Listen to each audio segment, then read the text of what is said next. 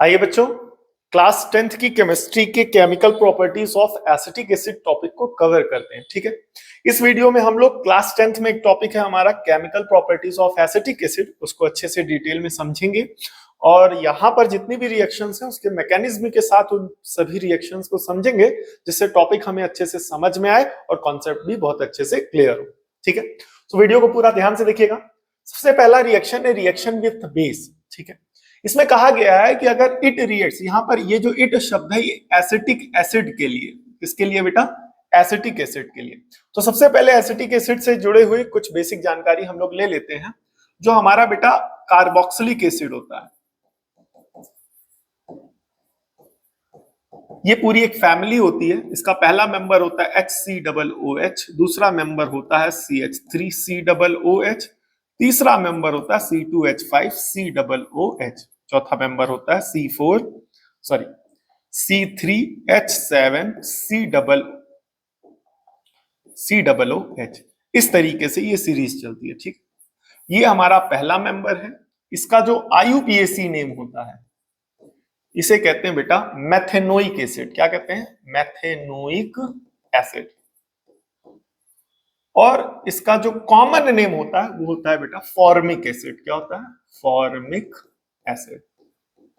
ये जो हमारा सेकंड मेंबर है बेटा, इसका IUPAC नेम होगा एथेनोइक एसिड। क्या बेटा? Ethanoic acid. और जो इसका कॉमन नेम है वो है हमारा एसिटिक एसिड। क्या है? Acetic acid. तो ये हमारा कॉमन नेम है, याद रखिएगा इस कंपाउंड का। ठीक है, इस CH3COOH को CH3C2O सिंगल 2H भी लिख सकते हैं, या इस CH3 को कार्बन से कितने हाइड्रोजन जुड़े हुए? 3, तो इसे ऐसे भी शो कर सकते हैं। तो CH3COOH। क्लियर हो गया कि नहीं हो गया? तो ये हो गई इसकी बेसिक जानकारी। ठीक है, तो यहाँ पर इट शब्द, अब आप इट चाहे बोल दें कि बोले क्या एथेनोइक एसिड के लिए बोला गया या एसिटिक एसिड के लिए बोला गया, बात एक ही है। बिकॉज जो हमारा एथेनोइक एसिड है वो इसका IUPAC नेम है और जो इसका एसिटिक एसिड नाम है वो कॉमन नेम है। ठीक है, याद रखिएगा, पूछा जाता है। Reacts with base. ठीक है, बेस के साथ रिएक्ट करेगा और बनाएगा सोडियम हाइड्रोक्स base such as sodium hydroxide. यहाँ बेस के फॉर्म में लिखा है sodium hydroxide to give salt, sodium ethanoate और सोडियम एसीटेट एंड वाटर। ठीक है, अब यहां पर ये जो CH3COOH है ना बेटा, ये आपका एसिड है। ठीक है, क्या है बेटा? एसिड। आप इसकी रिएक्शन एक बेस से करा रहे हैं। किससे करा रहे हैं? बेस से। तो ये टॉपिक आपने 3 जगह पढ़ा है क्लास 10th की पूरी केमिस्ट्री में। Chemical properties of acid, chemical properties of base and formation of salts में।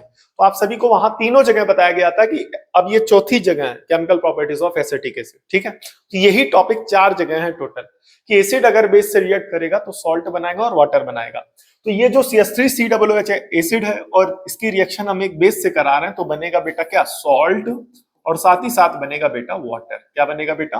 वाटर। एसिड के फॉर्म में हम ले रहे हैं CH3COOH और बेस के फॉर्म में हम लेंगे NaOH। याद रखिएगा, यहां पर बेस बोला गया है, हम बेस के फॉर्म में लेंगे NaOH। ठीक है, तो बनेगा सॉल्ट एंड वाटर। सो अगर आप बुक से पढ़ेंगे या कहीं से पढ़ेंगे तो डायरेक्ट वो सॉल्ट बना दिया जाएगा, वाटर बना दिया जाएगा। बट वो रिएक्शन कैसे हुई, आइए उसकी मैकेनिज्म को पूरा अच्छे से समझते हैं। तो ध्यान से देखेंगे बेटा यहाँ पर कि ये CH3COO है, जब ये अपने आयंस में टूटेगा तो ये आयंस में टूटेगा तो बनाएगा CH3COO- और H प्लस। ठीक है, NaOH आयंस में टूटेगा तो आएगा Na प्लस और OH माइनस।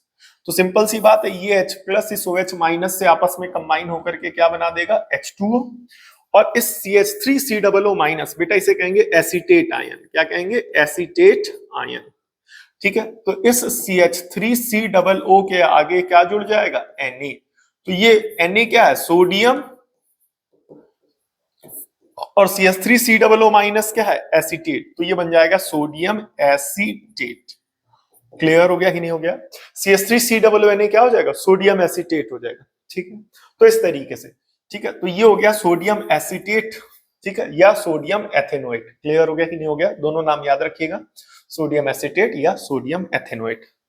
अब इस रिएक्शन को रिकॉल कर लीजिएगा अच्छे से। इसको आपने टोटल कितनी जगह पढ़ लिया? 4। पहला जगह क्या था? Chemical properties of acid. दूसरा क्या था? Chemical properties of base. Chemical properties of acids में क्या पढ़ा था कि एसिड बेस से रिएक्ट करके सॉल्ट वाटर बनाएगा। केमिकल प्रॉपर्टीज ऑफ बेस में क्या पढ़ा था कि बेस एसिड से रिएक्ट करके सॉल्ट वाटर बनाएगा। तीसरी जगह जब आपने पढ़ा था तो था फॉर्मेशन ऑफ सॉल्ट्स, वहां पर बताया गया था कि salts are formed when acid reacts with base.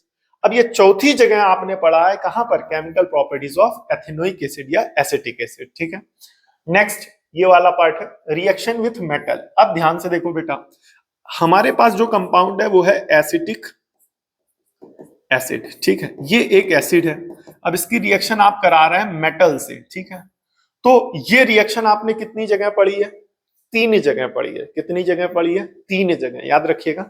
Chemical properties of acids, chemical properties of metals, acid based salt में केमिकल प्रॉपर्टीज ऑफ एसिड पढ़ा होगा, मेटल एंड नॉन मेटल में केमिकल प्रॉपर्टीज ऑफ मेटल पढ़ा होगा। और ये तीसरी जगह पढ़ रहे हैं जहां पर as an acetic acid as a compound पढ़ रहे हैं, तो यहाँ पर एसिटिक एसिड की रिएक्शन कितनी किससे कराई जा रही है, मेटल से कराई जा रही है। तो वही टॉपिक आपने जब आपने एसिड में पढ़ा था तो केमिकल प्रॉपर्टीज ऑफ एसिड पढ़ा होगा, जब आपने मेटल नॉन मेटल में पढ़ा होगा तो केमिकल प्रॉपर्टीज ऑफ मेटल पढ़ा होगा। और जब यहां पढ़ रहे हैं तो यहाँ पर उस पर्टिकुलर एसिड का रिएक्शन एक पर्टिकुलर मेटल यानी सोडियम से कराया जा रहा है। किससे कराया जा रहा है, सोडियम से। तो आपको पता होना चाहिए कि अगर एसिड मेटल से रिएक्ट करता है तो क्या बनाता है, मेटेलिक सॉल्ट बनाता है और साथ ही साथ हाइड्रोजन गैस लिबरेट करता है। ठीक है, इसका एक एग्जांपल देते हैं बेटा, याद रखिएगा। जैसे फॉर एग्जांपल ये बीकर है और इस बीकर में हमने एसिड ले लिया बेटा HCl। क्या ले लिया बेटा, HCl। और इसके अंदर हमने क्या डाल दिए, जिंक के छोटे छोटे पार्टिकल्स या जिंक की रॉड डाल दी। ठीक है, तो जिंक की जब आप रॉड डालेंगे तो थोड़ी देर बाद आप ऑब्जर्व करेंगे जिंक की अपर सरफेस के ऊपर छोटे छोटे बबल्स लिबरेट होंगे एंड देन आफ्टर कुछ बबल्स भी उठते हुए नजर आएंगे। तो यहां पर क्या होगा बेटा, zinc as an metal react करेगा HCl से। किससे रिएक्ट करेगा बेटा, HCl से। अब HCl की कौन सी फैमिली है, एसिड फैमिली है, और जिंक हमारा क्या है बेटा, मेटल। ठीक है, तो जिंक जो है इस H को डिस्प्लेस करके सॉल्ट बनाएगा ZnCl2। तो इसके 2 मॉलिक्यूल्स लिए जाएंगे क्योंकि Cl 2 है।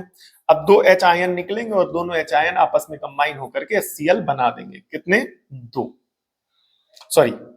H प्लस आयंस निकलेंगे और दोनों H प्लस आयंस आपस में कंबाइन होकर के हाइड्रोजन गैस बनाएंगे। जैसे कि HCl है तो ये सॉल्ट्स में टूटेगा तो H प्लस और Cl माइनस बनाएगा। क्लियर हो गया कि नहीं हो गया। अब जब H प्लस और Cl माइनस बनाएगा तो जब आप 2 मॉलिक्यूल्स लेंगे तो H प्लस भी 2 निकलेंगे और Cl माइनस भी 2 निकलेंगे। ठीक है, तो जब ये जिंक आयोनाइज होगा तो Zn प्लस प्लस में आयोनाइज होगा, तो जिंक के प्लस कितने पॉजिटिव आयन है, 2।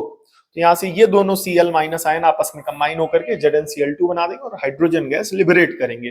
तो ये आपने पढ़ रखा है केमिकल प्रॉपर्टीज ऑफ एसिड्स और केमिकल प्रॉपर्टीज ऑफ मेटल्स में, कि मेटल एसिड से रिएक्ट करता है तो मेटेलिक सॉल्ट बनाता है और हाइड्रोजन गैस लिबरेट करती है। ठीक है, याद रखिएगा कि एसिड मेटल से रिएक्ट करेगा। तो ये टॉपिक कहां पढ़ा है, केमिकल प्रॉपर्टीज ऑफ मेटल में भी पढ़ा और केमिकल प्रॉपर्टीज ऑफ एसिड्स में पढ़ा है। ठीक है, तो जब इस तरीके से किसी भी टॉपिक को पुराने किसी टॉपिक से रिलेट करके जब हम पढ़ते हैं तो पुराना टॉपिक रिवाइज होता है, नया टॉपिक अच्छे से समझ में आता है और दिमाग में उसके रिलेशन के बेसिस पर वो लंबे समय तक हमारे दिमाग में टिकता है।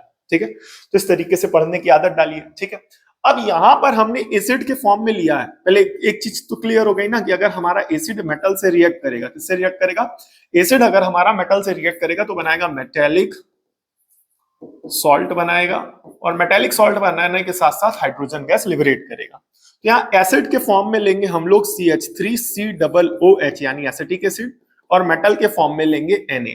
तो होगा क्या बेटा, जब ये आयनिक स्टेट में जाएगा तो CH3COO माइनस बनाएगा और H प्लस बनाएगा और Na बना देगा। Na जब अपनी आयनिक स्टेट में आएगा तो Na प्लस बना देगा। क्लियर हो गया कि नहीं हो गया, ये पार्ट समझ में आई कि नहीं है। ये रिएक्शन बैलेंस नहीं है, इसको करेंगे अभी बैलेंस। ठीक, तो अगर हम इसके 2 मॉलिक्यूल्स ले लें, ये जो एसीटेट आयन है CH3COO माइनस 2 बन जाएंगे और H प्लस भी कितने बन जाएंगे, 2। और Na के अगर 2 मॉलिक्यूल्स ले लें या 2 एटम्स ले लें तो Na जब आयनिक स्टेट में जाएगा तो Na प्लस कितने बनेंगे बेटा, 2 बनेंगे। ठीक है, तो होगा क्या बेटा कि ये CH3COO minus Na CH3COO minus इस Na से जुड़ जाएगा, तो 2 बार CH3COO माइनस Na से जुड़ जाएगा, तो ये बना देगा बेटा सोडियम एसीटेट। ठीक है, या सोडियम एथेनोएट। यहां पर आपने देखा था कि यहां पर भी वही कंपाउंड बना था। ठीक है, वापस आते हैं। ये आयन जो होगा बेटा ये एसीटेट आयन होगा, इसे हमने यहां पर बताया ही था। तो इस तरीके से जब हम बता रहे हैं तो दो दो बार बताया, तो उसी तरीके से जब आप पढ़ा करें तो अब यहाँ पर CH3COO माइनस ना लिखो, इसको पढ़ो भी कि एसीटेट आयन है, इसकी वैलेंसी -1 होती है। उसके बारे में जितनी चीजें वापस एक बार फिर से आपको पहले से बताई गई हैं, आप जितनी चीजें रिकॉल कर सकते हो उतनी चीजें रिकॉल करने की कोशिश किया करिए, ताकि उस टॉपिक को और डेप्थ में पढ़ें और उससे जुड़ी हुई पुरानी चीजें रिवाइज करें, रिलेट करके पढ़ें, तो वो दिमाग में टिकेगी। अदरवाइज केमिस्ट्री क्या होगी, जब तक आप क्लास में बैठ के पढ़ेंगे, जब तक आपको पढ़ाया जाएगा तब तक तो आपको समझ में आएगा, देन आफ्टर वो चीज दिमाग से उड़ जाएगी। ठीक है, तो ऐसा मत करेंगे, अगर इस तरीके से करेंगे तो चीजें बनी रहेंगी। अब यहाँ पर क्या होगा बेटा कि ये जो दो H+ आयन है ये आपस में जुड़ करके हाइड्रोजन गैस लिबरेट कर देंगे and this will give hydrogen gas. ठीक है, यहाँ पर इस तरीके से आ जाएगा, यहाँ दो यहाँ दो यहाँ दो, बैलेंस हो गया। ठीक है, तो वही चीज यहाँ पर गई है इट। यहाँ पर इट का सेंस किससे बेटा, एसिटिक एसिड से। यहाँ पर ये जो इट बोला गया ये किसके, एसिटिक एसिड या एथेनोइक एसिड। तो अब देखो यहाँ पर इट बोला गया, तो अब इट जब आप पढ़ रहे हो ना तो यहाँ ये भी रिकॉल करो, ये इट किसके लिए है, एसिटिक एसिड या एथेनोइक एसिड, जिसका फॉर्मूला CH3COOH होता है। समझ में आएंगे नहीं है? Reacts with metals such as sodium. अब यहाँ पर सोडियम की जगह पोटेशियम भी लगाया जा सकता है, तो जब पोटेशियम लगाया जाएगा तो उससे भी रिएक्ट कर लेगा। तो किन मेटल से रिएक्ट करता है इसकी भी आपको जानकारी होनी चाहिए कि ये जो हमारा एसिटिक एसिड है किन मेटल से रिएक्ट कर सकता है। ठीक है, अगर आपको पता हो तो आंसर कमेंट करके जरूर बताइएगा। आगे चलते हैं बेटा। टू गिव सॉल्ट, हमें सॉल्ट देता है जैसे कि सोडियम एथेनोएट या सोडियम एसीटेट, और लिबरेट करता है हाइड्रोजन गैस। ठीक है, आई होप ये वाली केमिकल प्रॉपर्टी समझ में आई होगी। ठीक है, अब action with carbonates and hydrogen carbonates. ठीक है, action with hydrogen carbonate and carbonate. ठीक है, इस पर बाद में समझेंगे इस टॉपिक को। सबसे पहले इसको पहले इसकी कुछ, इस टॉपिक को अच्छे से समझने से पहले कुछ बेसिक कॉन्सेप्ट समझ लेते हैं। ठीक है, देखो बेटा कार्बोनेट क्या होता है। ठीक है, कार्बोनेट आयन होता है CO3 ठीक है, अच्छा बनता कैसे है, CO2 हमारा न्यूट्रल होता है। CO2 हमारा क्या होता है बेटा, न्यूट्रल, और एक ऑक्सीजन का एटम आता है, और ऑक्सीजन के ऊपर कितने माइनस चार्ज होते हैं, 2 माइनस होते हैं, सभी को पता होगा। तो ये ऑक्सीजन इससे जुड़ जाएगा, तो जब ये ऑक्सीजन इससे जुड़ेगा तो ऑक्सीजन की एक संख्या बढ़ जाएगी, तो CO2 से CO3 बन जाएगा।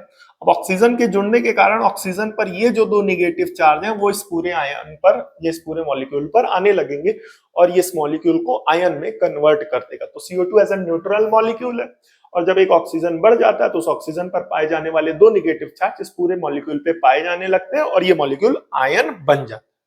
ठीक, अब कार्बोनेट समझ में आया। अब बात करते हैं बाइकार्बोनेट की। किसकी बात करते हैं, बाइकार्बोनेट की। बाइकार्बोनेट को ही हाइड्रोजन कार्बोनेट कहते हैं। बाइकार्बोनेट को हाइड्रोजन कार्बोनेट कहते हैं। ये बनता कैसे, जब एक H+ इस CO3 से जुड़ जाता है। ठीक है, अब देखो जैसे CO2 न्यूट्रल था, अब O जुड़ा, तो CO2 तो न्यूट्रल है लेकिन O के जुड़ने के कारण 2 माइनस उस पे आ गए।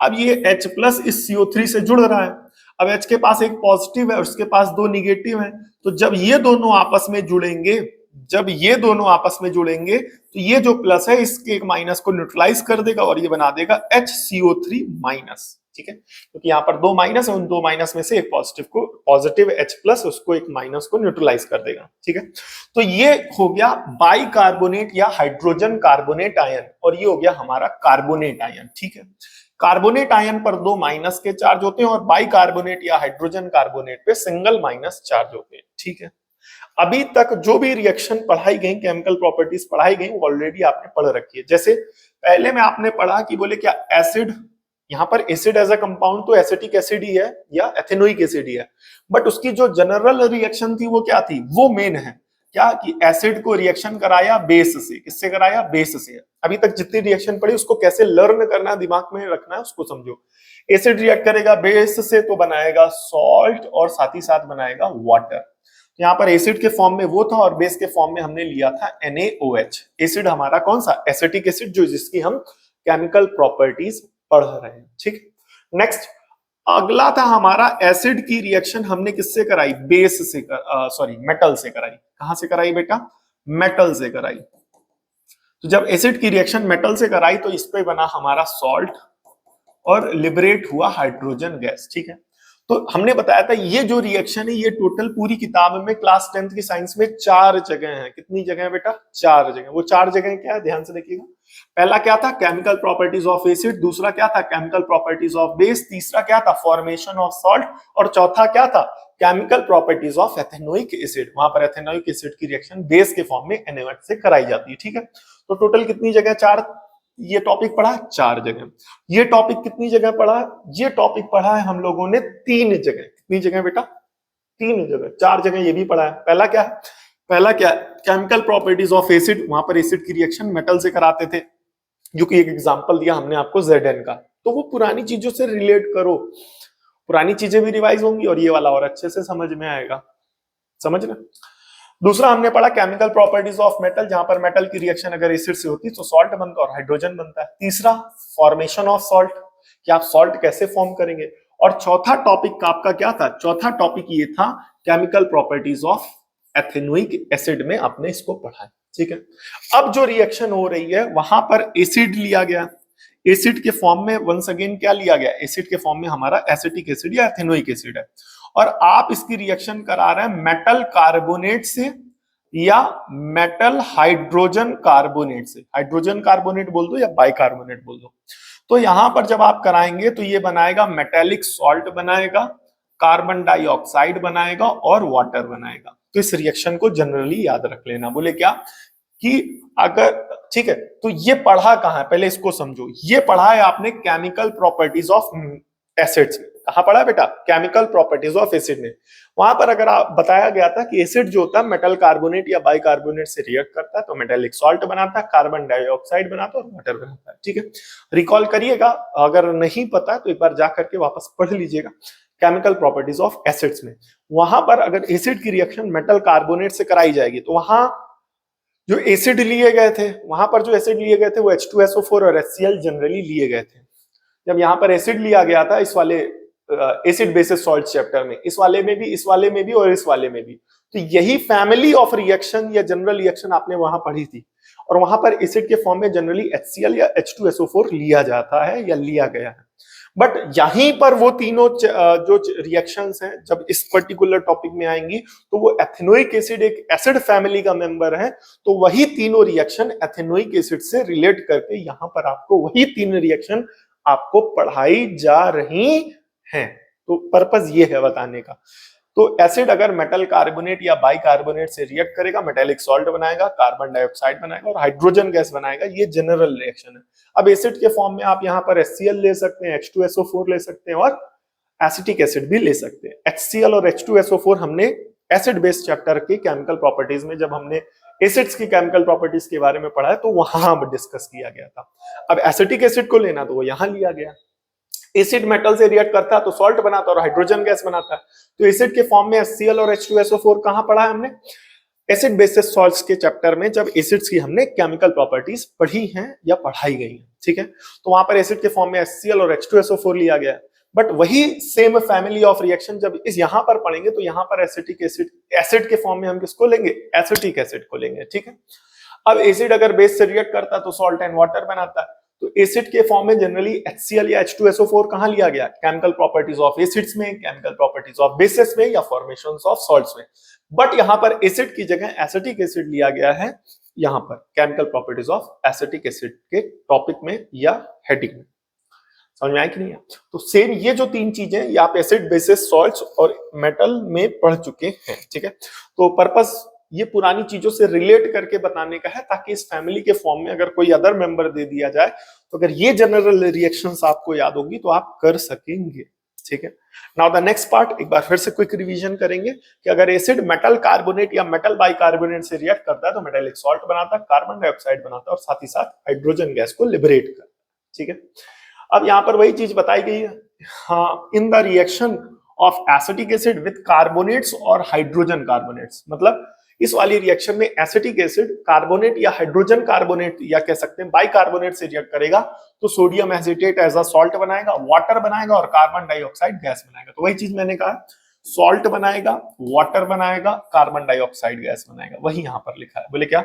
सॉल्ट, मेटेलिक सॉल्ट बनाएगा, कार्बन डाइऑक्साइड बनाएगा और वाटर यानी H2O बनाएगा। ठीक है, और दूसरी बात यहाँ पर ये जो मेटेलिक सॉल्ट बनेगा तीनों केस में, इन तीनों केस में अगर आप एसिड के फॉर्म में किसको ले लें, CH3COOH, और यहाँ बेस के फॉर्म में ले लें NaOH, मेटल के फॉर्म में ले लें Na, और मेटालिक कार्बोनेट के फॉर्म में ले लें Na2CO3, और मेटेलिक बाइकार्बोनेट के फॉर्म में ले लें NaHCO3।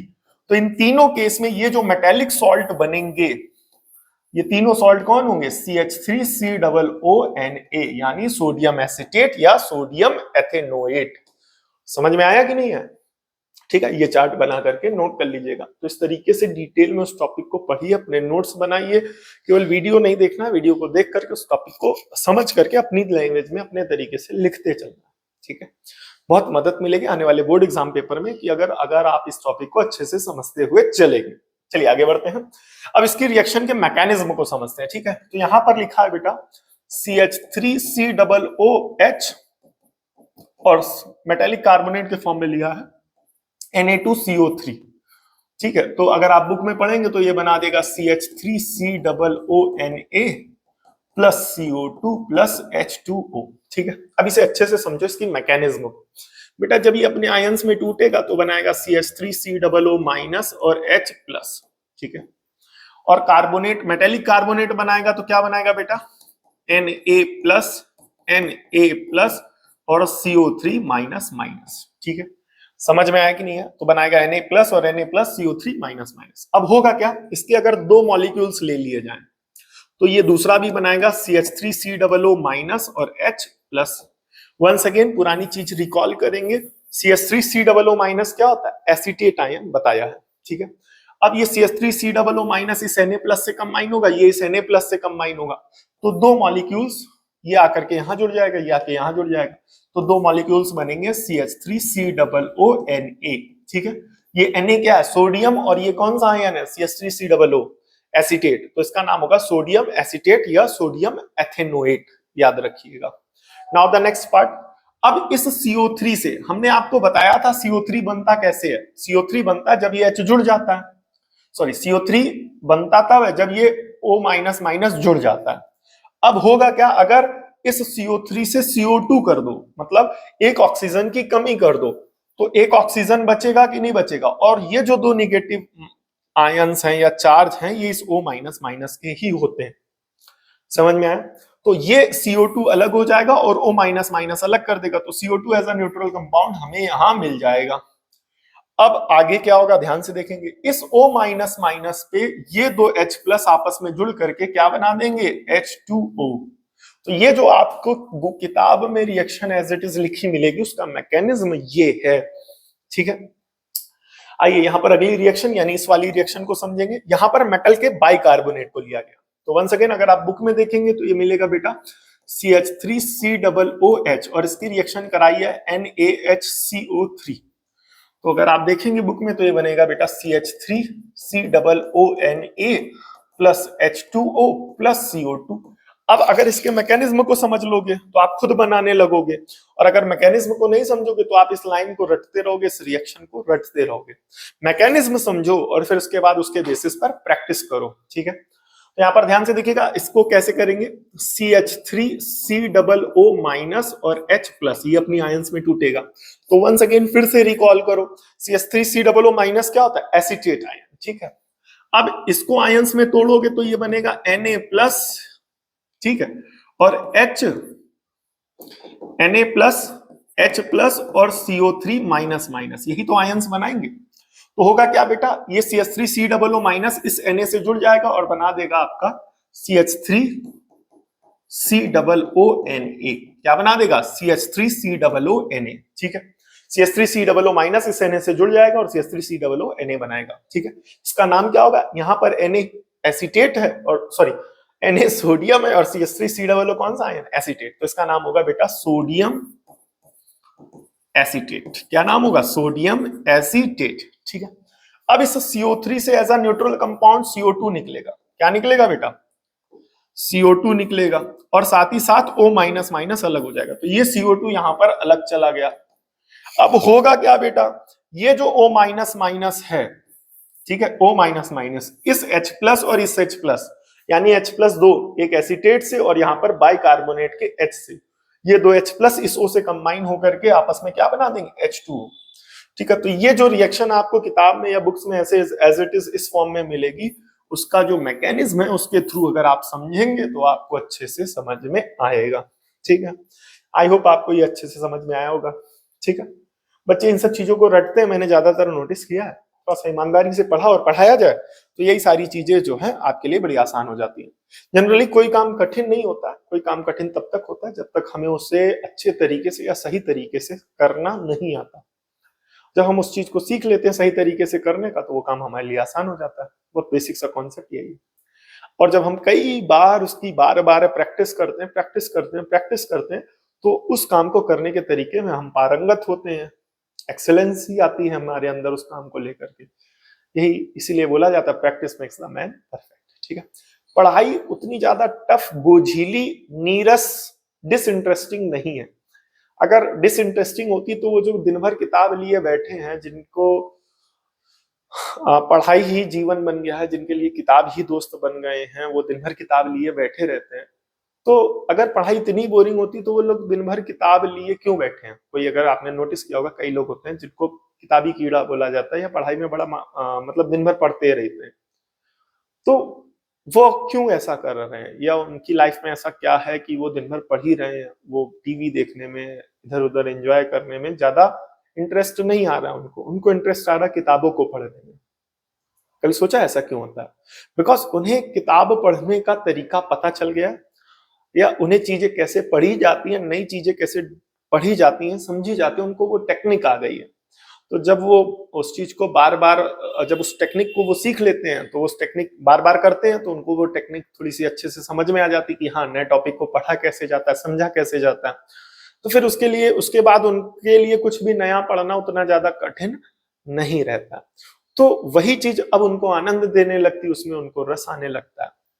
और वही टेक्निक अगर हमें पता चल जाए तो हम भी पढ़ने लगे, हमारे लिए भी वो जो बोरिंग सा काम है, डिसइंटरेस्टिंग काम है, वो इंटरेस्टिंग हो जाए हमारे लिए। तो बस बात तरीके की है। जब हम उस तरीके को, सही तरीके को सीख लेते हैं, अब वो तरीका दो प्रकार से सीखा जा सकता है कि आप करते करते करते करते खुद एक नया तरीका डेवलप करो, अपना तरीका डेवलप करो जिससे आपको अच्छे से समझ में आता है, या आपको वो तरीका सिखाया जाए।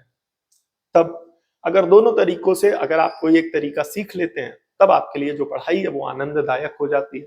आपको भी पढ़ाई में रुचि आने लगती है, इंटरेस्ट आने लगता है। बस खेल इसी चीज का है कि अगर आपको वो सही तरीके से काम करवाया जाए तो आपको उस काम में इंटरेस्ट आने लगेगा, बिकॉज वो आपके लिए बोझ नहीं रहेगा।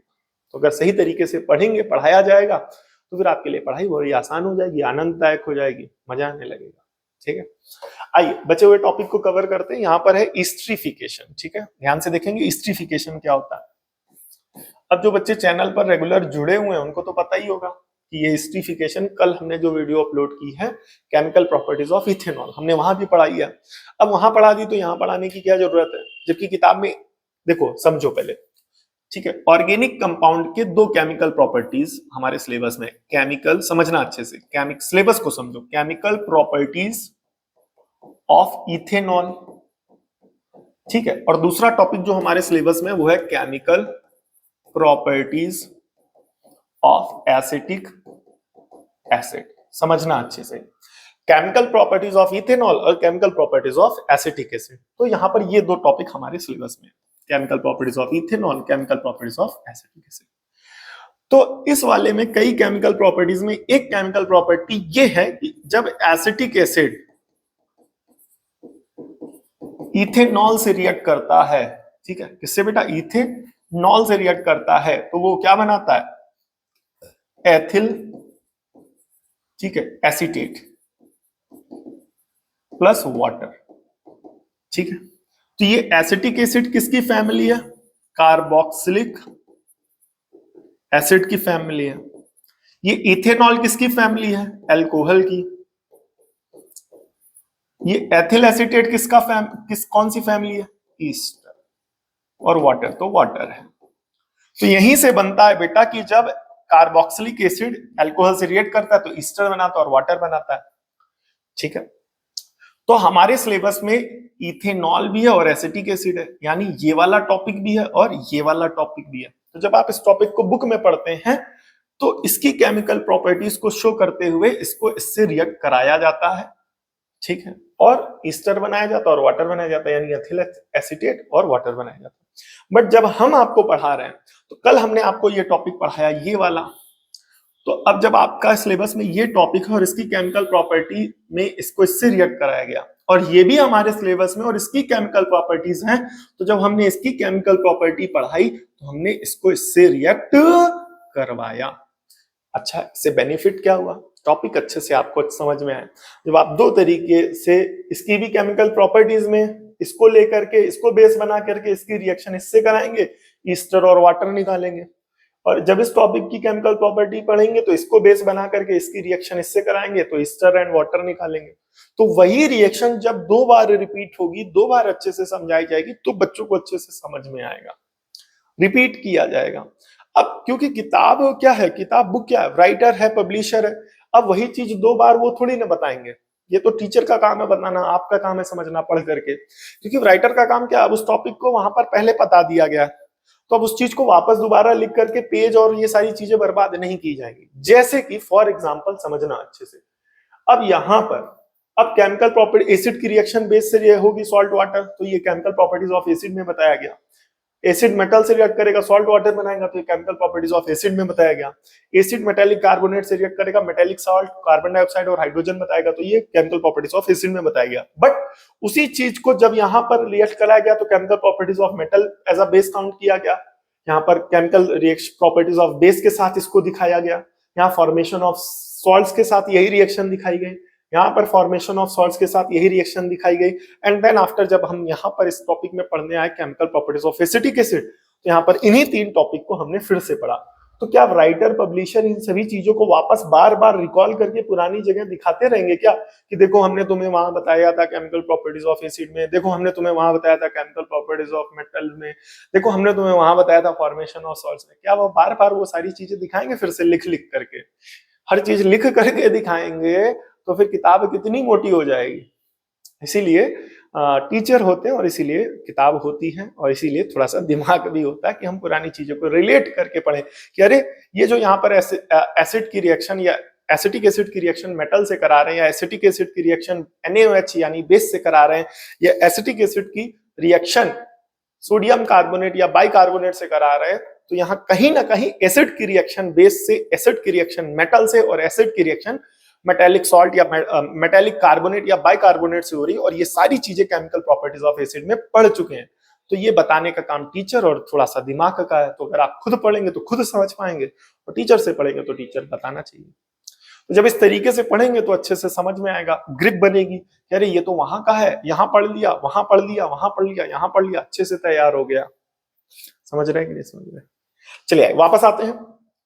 तो यहाँ पर ये पार्ट समझ में आया कि नहीं है? केमिकल प्रॉपर्टीज ऑफ इथेनॉल में भी है, एसिटिक एसिड में, बुक में एनसीईआरटी में एसिटिक एसिड में बताया गया, इथेनॉल में नहीं बताया गया। लेकिन जब हम पढ़ा रहे हैं तो हमने इसकी केमिकल प्रॉपर्टीज में इसको बेस बना करके इसकी रिएक्शन इससे कराई, और आज जब हम इसको पढ़ा रहे हैं, इसकी केमिकल प्रॉपर्टीज पढ़ा रहे हैं, तो इसकी रिएक्शन इससे करवा रहे हैं, ठीक। और दोनों रिएक्शन में ईस्टर बनेगा और वाटर बनेगा, ठीक है। तो यहां पर ध्यान से सुनना, ठीक है। एक चीज और अच्छे से समझते हैं, ठीक है। एक मिनट पानी पी लूं मैं, थोड़ा सा पानी पी लूं। हाँ, एक मिनट दीजिएगा।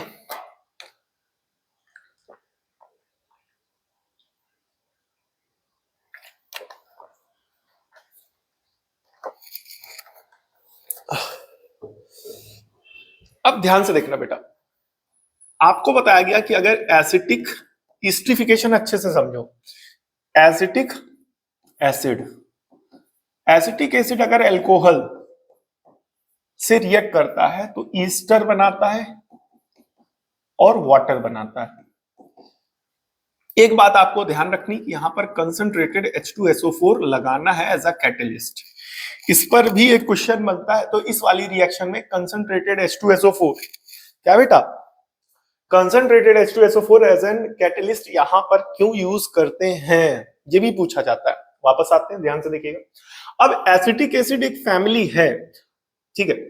सॉरी, यहां पर एसिटिक एसिड लिखा है, सॉरी। यहां कार्बोक्सिलिक एसिड लिखेंगे, किससे क्या लिखेंगे बेटा? Carboxylic acid acid. तो कार्बोक्सिलिक एसिड एक फैमिली है, इस फैमिली का पहला मेंबर है HCOOH, दूसरा मेंबर है CH3COOH, तीसरा मेंबर है C2H5COOH, चौथा मेंबर है C3H7COOH, अगला मेंबर है C4H, 4 दूना 8 और 1 9 COOH। इसका पहला मेंबर है CH3OH, अगला मेंबर है C2H5OH, अगला मेंबर है C3H7OH, अगला मेंबर है C4H9OH, अगला मेंबर है C5H11OH। तो कहने का मतलब ये, अगर फैमिली वाइज देखा जाए तो कार्बोक्सिलिक एसिड की रिएक्शन अगर अल्कोहल से होती है तो ईस्टर बनता है और साथ ही साथ वाटर बनता है।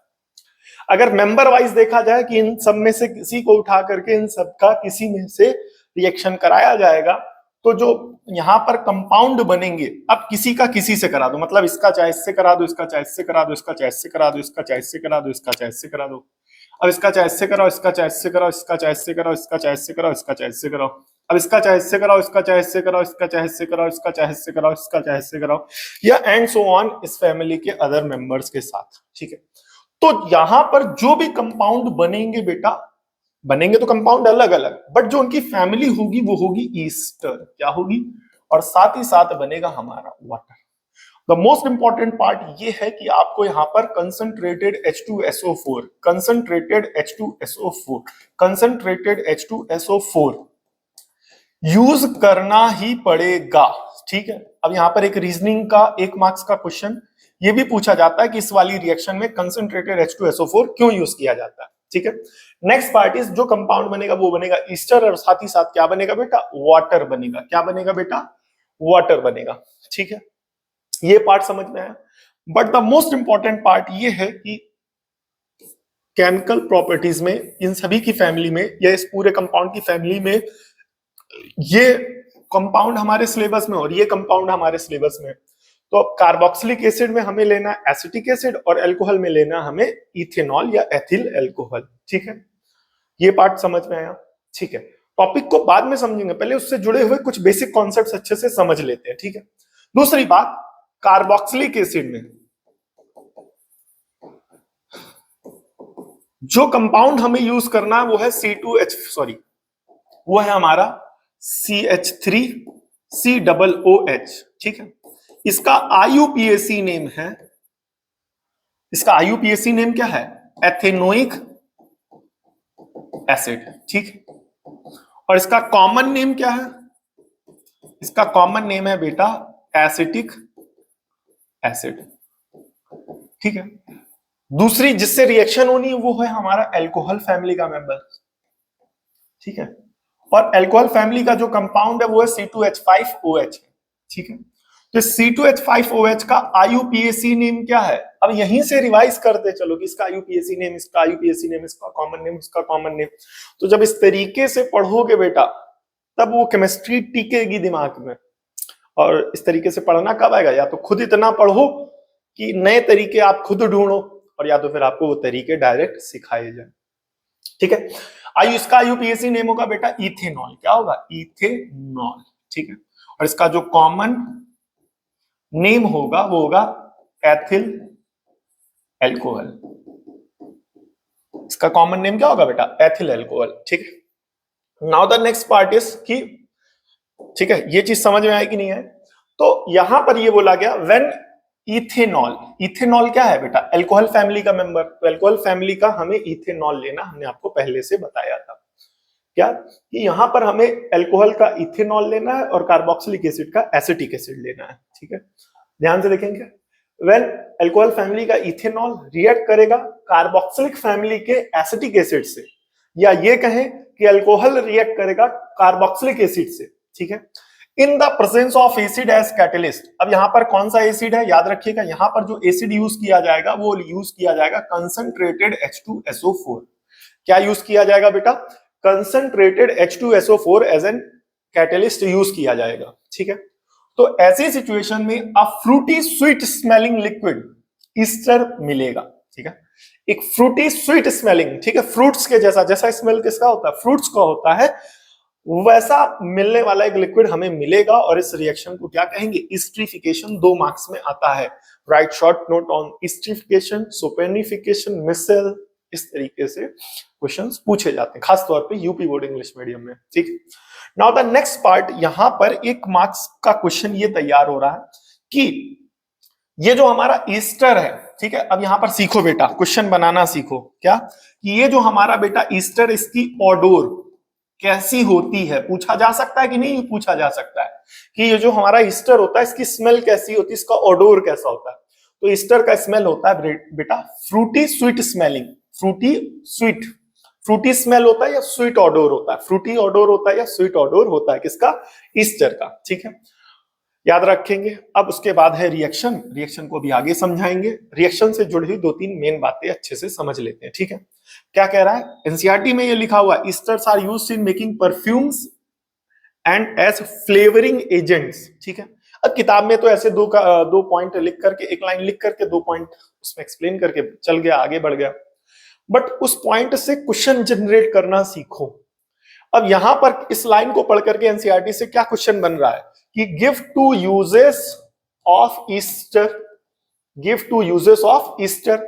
अब कोई भी किताब जनरली उठा लो तो वहां पर एक ऐसी heading give two uses of ester, या बैक एक्सरसाइज में एनसीईआरटी में give two uses of ester, तो क्वेश्चन है ही नहीं कहीं। एंड अगर इस तरीके से पूछ लिया जाएगा बोर्ड एग्जाम पेपर में कि give two uses of ester, तो आपको अरे ये तो आउट ऑफ सिलेबस है। बेटा आउट ऑफ सिलेबस नहीं है, वहां एक लाइन लिखी हुई है, वो ये लिखी हुई है एनसीईआरटी में, it is used for making perfumes as well as flavouring agents. तो यहीं से 2 पॉइंट जनरेट हो रहे हैं। पहला पॉइंट क्या, esters are used for making perfumes and esters are used for making flavouring agents. समझ में आया कि नहीं है, यहां से। तो give two uses of ester अगर पूछा जाए तो ये मत कहना कि आउट ऑफ सिलेबस है, एनसीईआरटी में लिखा हुआ है। दूसरा पॉइंट, यहां पर ये जो कंसंट्रेटेड H2SO4 है बेटा, कंसंट्रेटेड H2SO4 ये डिहाइड्रेटिंग एजेंट का काम करता है, ठीक है। डिहाइड्रेटिंग एजेंट का काम करता है जिसकी वजह से ये रिमूव करता है वाटर फॉर्म में, मतलब बेटा जो कंसंट्रेटेड H2SO4 है वो बनने वाले वाटर के मॉलिक्यूल्स को एब्जॉर्ब कर लेता है, ठीक है। तो कहीं ना कहीं अगर वो कंसंट्रेटेड H2SO4 वाटर के मॉलिक्यूल्स को एब्जॉर्ब कर रहा है तो वाटर के मॉलिक्यूल्स को क्या कर रहा है, रिमूव कर रहा है ना, ठीक है। क्यों रिमूव कर रहा है, अदरवाइज अगर वो रिमूव नहीं करेगा या वाटर के मॉलिक्यूल्स को एब्जॉर्ब नहीं करेगा, कौन, कंसंट्रेटेड H2SO4, तो क्या होगा, otherwise Easter forms will converted into acid. तो ये जो रिएक्शन है ये रिवर्सिबल रिएक्शन है, ये वापस जो ईस्टर बनेगा ये वापस एसिड में कन्वर्ट हो जाएगा। कब, जब इसमें वाटर मिला दिया जाएगा।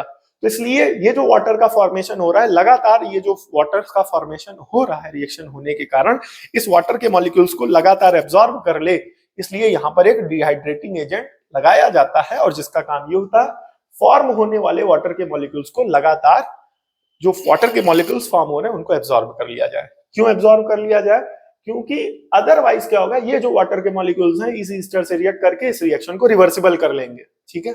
अब यहां पर 1 मार्क्स का रीजनिंग बेस्ड क्वेश्चन तैयार हो रहा है, क्या कि एस्टरिफिकेशन की रिएक्शन में कंसंट्रेटेड H2SO4 क्यों लगाया जाता है, एस्टरिफिकेशन की रिएक्शन में कंसंट्रेटेड H2SO4 क्यों लगाया जाता है, रीजनिंग का क्वेश्चन है। तो the answer is concentrated H2SO4 इसलिए लगाया जाता है एस्टरिफिकेशन की रिएक्शन में ताकि बनने वाले वाटर के मॉलिक्यूल्स हैं वो कंसंट्रेटेड H2SO4 के द्वारा एब्जॉर्ब कर लिए जाएं या रिमूव कर लिए जाएं, नहीं तो ये जो ईस्टर बनेगा ये इस वाटर के मॉलिक्यूल से वापस रिएक्ट करके एसिटिक एसिड और इथेनॉल बना देगा, यानी इस रिएक्शन को रिवर्सिबल कर देगा। और उस सिचुएशन में अपने आंसर को और अच्छा प्रेजेंटेबल बनाने के लिए इस रिएक्शन, क्योंकि ये रिएक्शन रिवर्सिबल होती है, तो वहां पर इसकी रिएक्शन इससे करा करके इसका और इसका फॉर्मेशन अगर आप शो करेंगे, अगर पूछा गया तो अगर आप शो करेंगे so it would be much better, आपका जो एक्सप्लेनेशन लेवल होगा वो बहुत अच्छा होगा। वापस आते हैं अब रिएक्शन को समझते हैं, ठीक है। तो यहां पर रिएक्शन में लिया गया CH3COOH, ठीक है, और जो दूसरा कंपाउंड लिया गया वो अल्कोहल फैमिली का लिया गया है C2H5OH, ठीक है। और यहां पर रिएक्टेंट के फॉर्म में लगाया, कैटलिस्ट के फॉर्म में लगाया कंसंट्रेटेड H2SO4, क्या लगाया है, कंसंट्रेटेड H2SO4। तो होगा क्या बेटा, ये एसीटेट आयन में टूटेगा तो CH3COO- और H+, और ये बनाएगा आपका C2H5 प्लस और OH माइनस। तो होगा क्या बेटा, ध्यान से सुनना, ठीक है। ये H प्लस इस OH माइनस से कंबाइन होकर के क्या बना देगा, H2O, ठीक है। और ये जो वाटर के मॉलिक्यूल्स लगातार बन रहे हैं, इनको एब्सॉर्ब करने का काम कौन करेगा, कंसंट्रेटेड H2SO4। रिवाइज करते चलो पुरानी चीजों को, ठीक है। अब ये जो आयन है इसका नाम क्या है, रिकॉल करो, एसीटेट आयन, याद आया। अब इसके आगे ये वाला पार्ट जाके जुड़ जाएगा, तो ये पार्ट क्या लिखा हुआ है, CH3COO। अब इसके आगे ये वाला पार्ट जुड़ जाएगा, यानी C2H5, ठीक है। ये पार्ट आया, ठीक है। तो इस कंपाउंड का नाम क्या है, इथेनॉल। फैमिली कौन सी है, एल्कोहल। इस कंपाउंड का कॉमन नेम क्या है या नाम क्या है, एसिटिक एसिड। और ये फैमिली कौन सी है, कार्बोक्सिलिक एसिड, ठीक। अब इस कंपाउंड का नाम क्या है, ध्यान से सुनना। C2H5 होता है बेटा हमारा एथिल, क्या होता है, एथिल। और CH3COO कौन सा आयन है, एसीटेट। तो इसका नाम हुआ एथिल एसीटेट। और ये कौन सी फैमिली हुई, ईस्टर फैमिली हुई, ठीक है। ये जो कंपाउंड है ये कौन सी फैमिली का कंपाउंड है, एल्कोहल फैमिली का। ये जो कंपाउंड है ये कौन सी फैमिली का है, कार्बोक्सिलिक एसिड फैमिली का। और ये जो कंपाउंड है ये है क्या कहते हैं, कौन सी फैमिली का, ईस्टर फैमिली का। कौन सी फैमिली का, ईस्टर फैमिली का। और इस कंपाउंड का नाम क्या है बेटा, एथिल एसीटेट। समझ में आया कि नहीं है। तो एथिल एसीटेट ईस्टर फैमिली का, और क्योंकि यहाँ पर ईस्टर बनता है तो इसे कहते हैं ईस्ट्रिफिकेशन, ठीक है। बात यही नहीं खत्म होगी, अब जो बताने जा रहे हैं वो एनसीईआरटी में लिखा हुआ है इसलिए उसको इंक्लूड किया गया है। और वो इंपॉर्टेंट रिमार्क है, इस रिएक्शन का अच्छे से समझ के जाइएगा। अब हमारा जो कंपाउंड बना है वो कौन है बताइए, CH3। जो कंपाउंड अभी बनाया था वो क्या था, CH3COO C2H5। C2H5 मतलब एथिल और CH3COO मानी एसीटेट। कंपाउंड का नाम है एथिल एसीटेट और फैमिली कौन सी है, ईस्टर, याद रखिएगा। अब इंपॉर्टेंट नोट या रिमार्क जो एनसीईआरटी में लिखा वो ये लिखा है कि the ester gets converted back into alcohol and sodium salts of acid, ठीक है, when treated with alkalis like sodium hydroxide. मतलब क्या है, इस पॉइंट को मैंने अल्कोहल में समझाया था, ठीक है। अब यहां पर फिर से समझा रहा हूं, बट एक अलग लेवल पे समझा रहा हूं। मतलब कैसे, ध्यान से सुनिएगा। इन दोनों पॉइंट को एक्सप्लेन करना, समझना पहले कि यहां पर अगर ये जो एथिल एसीटेट यानी ईस्टर है, इसकी रिएक्शन एल्कलीज से कराई जाएगी यानी NaOH से कराई जाएगी, तो ऐसी सिचुएशन में क्या बनेगा, सॉल्ट ऑफ एसिड बनेगा। क्या बनेगा, सॉल्ट ऑफ एसिड बनेगा। और इस रिएक्शन को सोपोनिफिकेशन कहेंगे। इस पॉइंट को दिमाग में रखना। अगला जो पॉइंट है वो ये दिमाग में रखना कि यहां पर कंसंट्रेटेड H2SO4 है, डिहाइड्रेटिंग एजेंट का काम करता है और ये रिमूव करता है वाटर को जो बनता है। अदरवाइज ईस्टर जो बनेगा वो वापस कन्वर्ट हो जाएगा एसिड में, ठीक है। एक पॉइंट ये है और दूसरा पॉइंट ये है, ठीक है, कि ये जो ईस्टर बना है इसकी रिएक्शन अगर वापस एल्कली से करा दी जाए तो ये अल्कोहल बना देगा और sodium salt of carboxylic acid बना देगा। तो इन दोनों पॉइंट को रिएक्शन के फॉर्म में अपने दिमाग के थ्रू कैसे नए फ्रेम करें ये सीखेंगे। अब देखो यहां पर ईस्टर बना था कि नहीं बना था, ईस्टर बना था। अब ईस्टर की रिएक्शन अगर वापस H2O से करा दी जाए, किससे करा दी जाए, H2O से करा दी जाए, तो हमने आपको बताया था कि बेटा ये रिएक्शन रिवर्सिबल है। अगर पूछ ले कि अगर हम वापस कंसंट्रेटेड H2SO4 यहां क्यों लगाते हैं, तो हमने आपको बताया था कि ये वाटर रिमूव कर लेता है। अगर वाटर रिमूव नहीं करेगा तो ये वापस एसिटिक एसिड और इथेनॉल बना देगा। तो हमने बोला था ये रिएक्शन रिवर्सिबल है। तो यहां पर अगर ईस्टर में हम लोग H2O बना लें तो H2O वापस ऐड कर दें तो क्या बनाएगा, कार्बोक्सिलिक एसिड, और साथ ही साथ बनाएगा अल्कोहल। मतलब अगर CH3COOH की रिएक्शन, सॉरी ईस्टर है ना, ठीक है, CH3COO C2H5 की रिएक्शन H2O से करा दे तो ऐसी सिचुएशन में CH3COOH बनेगा और C2H5OH बनेगा, ठीक। वहीं अभी पढ़ा आपने, अगर ईस्टर की रिएक्शन एल्कलीज से करा दी जाए, यानी एल्कलीज से करा दी जाए, ठीक है, एल्कलीज से, ठीक है, तो यहां पर ईस्टर की रिएक्शन अगर एल्कलीज से करा दी जाए तो ये बनेगा सॉल्ट ऑफ कार्बोक्सिलिक एसिड, क्या बनेगा बेटा, सॉल्ट ऑफ कार्बोक्सिलिक एसिड, और साथ ही साथ बनेगा बेटा एल्कोहल। क्या बनाएगा बेटा, एल्कोहल। मतलब यहां पर तो हमने लेकर के करा दिया, ठीक है। अब यहां पर ईस्टर क्या था बताइए, CH3COO C2H5, और एल्कलीज में एक पूरी फैमिली होती है। यहां वाटर बोला तो वाटर ही रहेगा, यहां पर इसको अच्छे से समझने के लिए वाटर ले लो। तो अगर यहां पर वाटर बोला है बेटा, यहां पर क्या बोला, वाटर, तो वाटर में मतलब H2O ही होना है। लेकिन अगर यहाँ एल्कलीज बोली गई तो एल्कलीज पूरी फैमिली होती है। तो एल्कलीज में जिसका डिस्कशन किया गया वो NaOH का किया गया, ठीक है। तो ऐसी सिचुएशन में फिर से देखो क्या होगा, ये अपने आयंस में टूटेगा, CH3COO माइनस बनाएगा और C2H5 प्लस बनाएगा, और ये Na प्लस बनाएगा और OH माइनस बनाएगा। तो होगा क्या बेटा, ये CH3COO माइनस इस Na से कंबाइन होकर के CH3COO Na बना देगा, और ये C2H5 प्लस इस OH से जुड़ करके C2H5OH बना देगा। तो जो रिमार्क का दूसरा पॉइंट है वो ये कह रहा है कि अगर ईस्टर की में अगर इस ईस्टर में एक एल्कली डाल दिया जाए तो ये कार्बोक्सिलिक एसिड का सॉल्ट बनाएगा और एल्कोहल बनाएगा। कार्बोक्सिलिक एसिड के इस सॉल्ट को जनरली सोप कहते हैं, और यही रिएक्शन हमारी यूज होती है सोपोनिफिकेशन में। इसमें यूज होती है बेटा सोपोनिफिकेशन में। तो यहीं से डेफिनेशन तैयार हो रही है, व्हाट इज सोपोनिफिकेशन। तो सोपोनिफिकेशन क्या होगा, जब ईस्टर, कौन बेटा, ईस्टर, ये ईस्टर ही तो था, एल्कलीज से रिएक्ट करेगा, सॉल्ट बनाएगा और एल्कोहल बनाएगा, ठीक है। तो ये जो सॉल्ट बनेगा यही सॉल्ट क्या कहलाएगा, सोप बनाएगा, यही सॉल्ट सोप कहलाता है, ठीक है।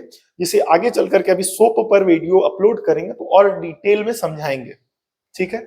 एक बार फिर से, सोपोनिफिकेशन क्या होता है कि जब ये ईस्टर हमारा एल्कलीज से रिएक्ट करता है, किससे रिएक्ट करता है, ईस्टर हमारा एल्कलीज से रिएक्ट करता है, तो कार्बोक्सिलिक एसिड का सॉल्ट बनता है और एल्कोहल बनता है, ठीक है। तो ये जो कार्बोक्सिलिक एसिड का सॉल्ट होता है ये एक तरीके की सोप की फैमिली में आता है, और इसी रिएक्शन को सोपोनिफिकेशन कहते हैं। बट क्या ये हमारा सोप है, द आंसर इज, अगर देखा जाए सही से बोला जाए तो नो। क्योंकि जो सोप होता है बेटा, उस सोप में ये जो ईस्टर यूज किया जाता है ये काफी हायर फैमिली का होता है। किसका होता है बेटा, काफी हायर फैमिली का। मतलब यहाँ पर कार्बन की संख्या 13, 26 इस तरीके से होती है, और यहाँ कार्बन टोटल कितने हैं, 3 या 4 है।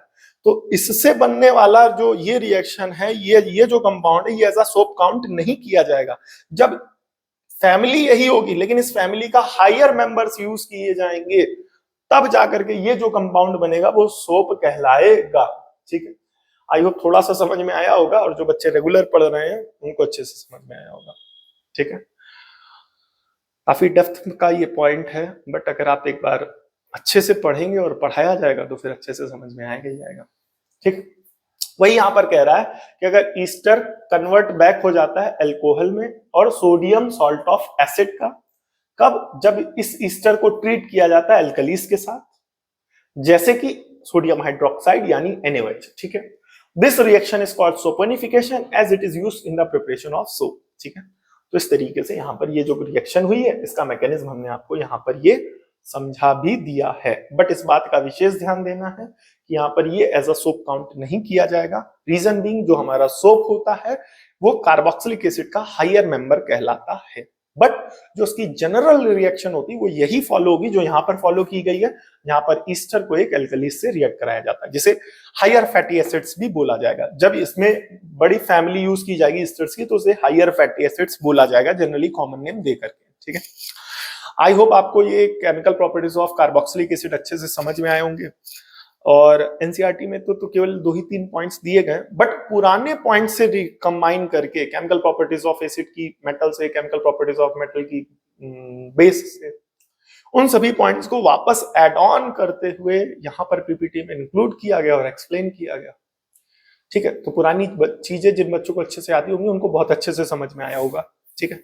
कमेंट करके जरूर बताएं कैसा लगा ये वीडियो या प्रेजेंटेशन, और काफी डिटेल में और डेप्थ में समझाने की मैंने पूरी कोशिश की है।